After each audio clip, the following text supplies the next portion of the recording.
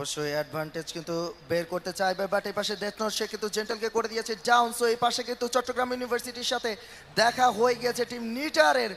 So নিটার তারা কি পেরে উঠবে কিনা সেটা কিন্তু দেখতে হবে। রয়েছে স্ক্যান্ডিয়াম, মুভমেন্ট চালিয়ে যাবে তারা। রয়েছে চট্টগ্রাম ইউনিভার্সিটি, তারাও কিন্তু তাদের ভালো একটা মুভমেন্ট দেওয়ার চেষ্টা করবে। এলিমিনেশন পেয়ে গিয়েছে একটা।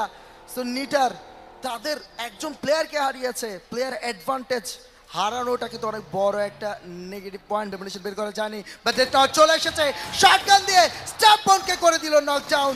চমৎকার একটা ডাউন দেওয়ার পরে কিন্তু ফাইটে নেক্সট ডাউনটা বের করতে এগিয়ে যাবেন তিনি। এগিয়ে এসেছে স্ক্যান্ডিয়াম, বের করে নিল পাম্প শট দিয়ে ডাউন, বাট আসলো retaliation fire. Death not he is on fire right now.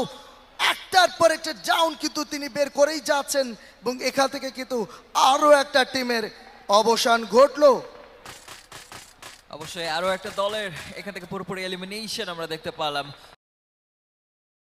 O death নোটের এই এন্ট্রিটা কিন্তু দেখার মতো ছিল ময়মিনুল।